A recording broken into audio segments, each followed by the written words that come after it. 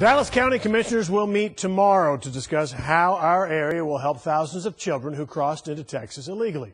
Judge Clay Jenkins announced Saturday Dallas County will house up to 2,000 kids, and it will all be paid for by the federal government. County leaders are focusing on placing the kids in 3 vacant DISD schools. There will also be a meeting tomorrow with volunteer organizations that will help bathe, feed, and clothe the children. Those organizations include the Texas Baptist Men, the American Red Cross, the Salvation Army, and others.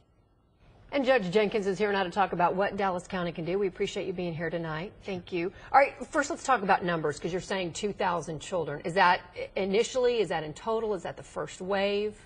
If we had 2 to 3 facilities, that'd be about 2,000 children. That's slots for children. The children move through the system fairly quickly as adults that live in the United States who can care for them are contacted and get with the children to move them to wherever those adults live. So you say fairly quickly. What is that, a couple of weeks, a month? The average stay last year in a facility like what we're standing up was about 21 days. Because of the backlog now, the average stay is about 35 days. Okay, so then when you see one bed, one space for a child vacated, you see another child then moving in? Sure. They find an uncle in Chicago, they make arrangements, they move that child to Chicago, another child comes in, they find an aunt in San Diego, they move the child to San Diego, another child comes in. Okay. And this relieves that pressure at the border where those children are backlogged in those unsafe conditions that they're in now, and allows our ICE agents to go back to defending the border and to move out of that role of caretaker for these children. I mean, we've heard stories of them changing diapers and feeding these kids and trying to play with them because there's so many coming in. Sure. Let's talk about numbers as far as dollars this is going to take. You've got to get these schools, these 3 facilities up and running, and water and cafeteria services and security. You've got a lot to do. The federal government's paying for all this up front. Will Dallas County be reimbursed? What's the plan there?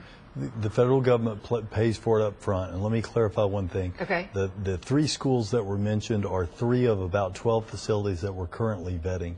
We have not made determinations to use those 3 schools, but we may use one of those schools. The facilities that we're looking at are in several cities throughout Dallas County, and they include those 3 schools. But regardless, you're going to have to get them ready. I mean, they're not set with cots and, That's right. You're going to have to do a lot of work if you want these kids to start coming in, at the end of July? There's a lot of work to be done, and we'll be meeting with the volunteer organizations that are active in disasters tomorrow to discuss volunteer opportunities. But I want to emphasize that these are full federal wrap services similar to a state school, so that the medical and the education and the nutrition for the children in that location will be covered by the federal government. If these weren't here, but they were in Des Moines, Iowa, your federal tax dollars would go to Des Moines, Iowa to care for these children. Well, because taxpayers locally want to make sure that it's not necessarily their dollars. So it's the federal. Okay. Right, and there's a federal law passed in 2008 and signed by President Bush that says that we have to do this for these children. The federal government has to do it somewhere. We have the capability to help them do it here. They're backlogged, and we reached out to help them. All right, so what's the process? The children are bused to these facilities that you determine will work for them here in Dallas County, and then they get the medical treatment, they get education, teachers come in. What's sort of the process for them?